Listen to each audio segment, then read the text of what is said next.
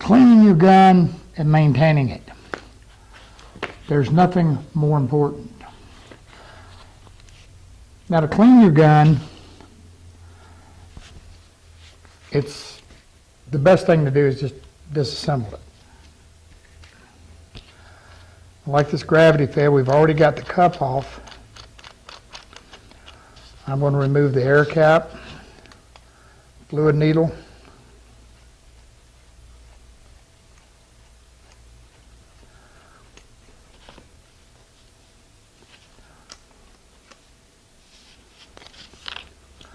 now when I remove the fluid needle, I want to make sure that I clean everything on it. Make sure it's nice and clean.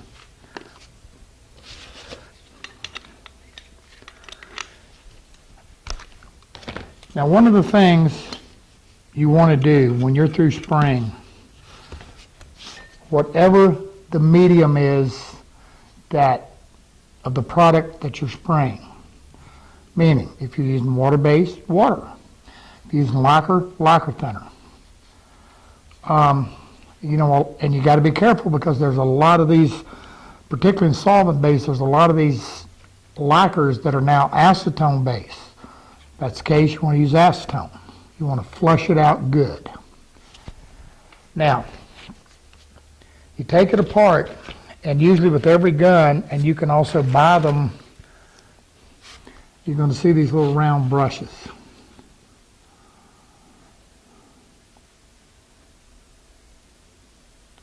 Now what you want to do is you want to go down into the top, right here where your fluid comes down, and then you want to come in this way. Now we're bad about kind of bending the brush a little bit and kind of getting it to turn and go all the way up through. Make sure that's clean. Make sure the fluid nozzle is clean. Now you can also take one of these little brushes and run in here, twirl it good, make sure it's clean. Now, if you look at your air cap right here, you're going to see a series of holes on each side. Get that? There we go. And you're going to see a small series of holes around the opening. If you look at this Erlex, you don't have that little series of holes in the center, nor do you have it on the Apollo 7000. But if you have them, you want to look through them and you want to make sure they're clear. They're very small. If not, they don't provide this. Get you some sewing needles, very small ones. The other thing we used is these are called tip cleaners, and they're used for oxyacetylene torches, like a cutting torch or the welding torches, so a welder supply. You could usually find these oftentimes at a hardware store if they sell any kind of welding equipment or whatever, and the box stores. And they're just a very fine wire. I mean, you can't hardly see it on camera. Let me see if I can. There you go. And what you can do is simply take it, or the sewing needle, and go through each one of those little holes and make sure it's clear and clean. The little holes on the sides here,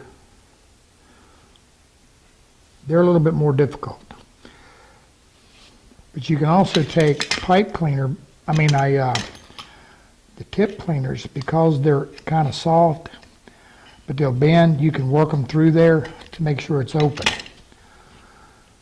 Now, we said that whatever we clean this with, we want to use the medium by which we used. There's one exception, and that exception is water base, born, anything, water. Latex paint, water-based finish, it doesn't matter. One of the issues with water-based is it is not dissolvable by its own medium, meaning water is not going to touch it. When you flush your gun after using it with a water-based product, yes, you want to use water. But then you want to follow up with some denatured alcohol. Now, you can also use ammonia, but it kind of, but denatured alcohol to get rid of the water. You don't want to leave water sitting in your gun.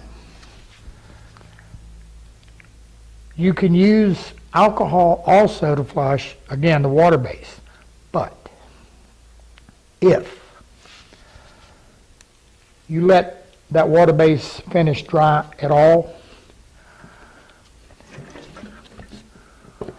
I've got a label, they got a label over this. It's going to be hard for me to show it to you. Let me see if I can get it off. Now, it's called MEK. Methyl ethyl ketone. This is probably one of the strongest solvents. You can buy it at a hardware store, box stores. This is probably one of the strongest solvents out there. It will dissolve water-based finish. Come think of it, it'll dissolve about anything. Now, I've warned you, let me warn you again. If you take a spray gun and you soak it, if you look at this gun, you've got gaskets around here, you've got gaskets in the trigger down in here, and you've got gaskets inside it. If you take this gun and you simply stick it down into some MEK and leave it for any amount of time, you're going to lose your gaskets. It'll just dissolve, it'll just eat them up. If you're using simply, but if you've got an air nozzle, fluid nozzle, anything like that, you can soak it in a little bit, soak it in it, and it'll clean it. But make sure you put it in a glass container. Don't put it in anything that remotely can be dissolved, because it will flat eat it up. You take these nylon cups that come on these guns, you could wipe it out with it if you had to, but very quickly then I would wipe it with some lacquer thinner and I would rinse it good to neutralize it, because that stuff is super strong. Now, this is after you're done spraying. While you're spraying, one of the best things to do, particularly on a nylon cup, a stainless aluminum cup, keep that cup full, especially with water base. Let me explain. The water-based finish can have a tendency to flow down the side, and it dries fast. So it can dry around the inside. Now, it's not fully dry, and the next time you put finish in the cup, while you're spraying, that kind of semi-congealed finish can get in your fresh finish, and you're getting debris in your finish and you don't know where it's coming from. It can be that little bit of congealed finish. Make sure you keep the cup full. And open it up and look and make sure there's no residual around it. Teflon cups, it flows. But again, make sure you're not running into that. During spraying, particularly with water base, what I do is I'll take a sponge or a rag or anything, drape it over the end, put a rubber band around it. I want to keep this tip wet. I want to keep it wet. If I do that, it's not going to set up. Now, when you go to spray, if you're having an issue, look right here. Look right around this nozzle, right around there. You see when I pull the trigger, it open. There can often be a little bit of finish can get around that and kind of make a seal or create a rough edge. Again, water base is one of the worst. Now, if that happens, one of the things I keep on hand are these.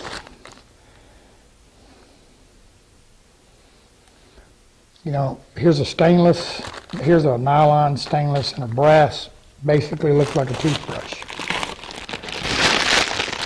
And what I'll do is if it's not spraying just right, I'll dip it in a little bit of whatever I need, and I'll just simply take it and clean the face here. Just brush your face off really good. Make sure you don't have any debris.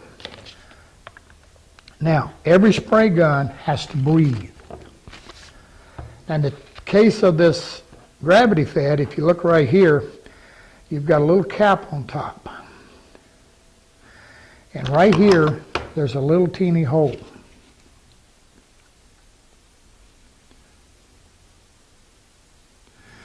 Well, this is your vent. And this is what allows air to enter the cup as the fluid is used up. You make sure that's clear and clean. You know, in the case of this little disposable Harbor Freight one, you just got a little simple hole right in the top. Right there.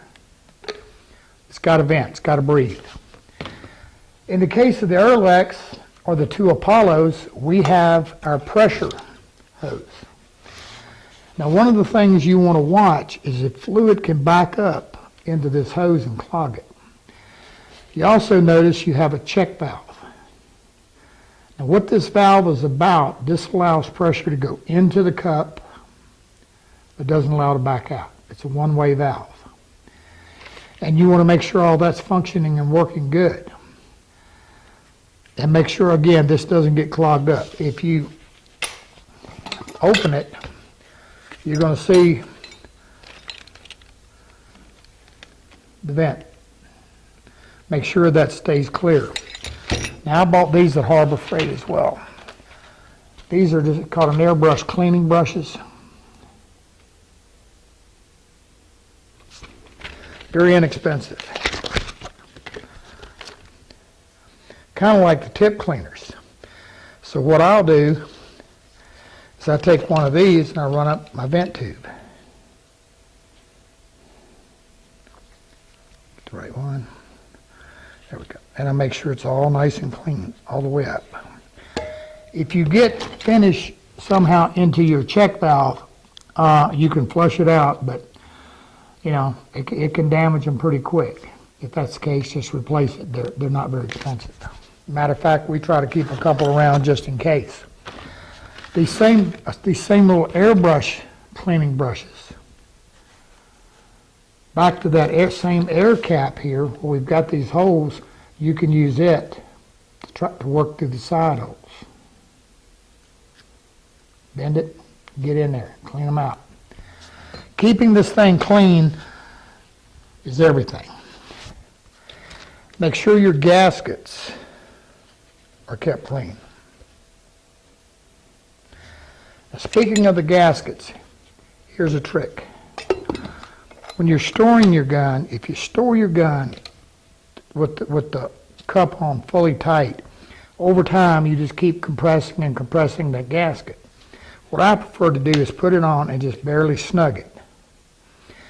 That keeps the gasket from being under constant compression. So then when I do M-spring and I tighten it down, you got it. It seals good. Always double check your gun and turn it and make sure it's not leaking anywhere. There's nothing worse than to be cooking down through here spraying and man, everything is going good. Next thing you know, there's a drip. And when we get to spraying, I'll show you how to put a diaper on it just to be safe. Again, keeping it clean. MEK water base. Now, a lot of professional guys, you're using the post-catalyzed, we now have a post-catalyzed water base, and you're using a post-catalyzed conversion varnishes and everything. These are, these products cure chemically.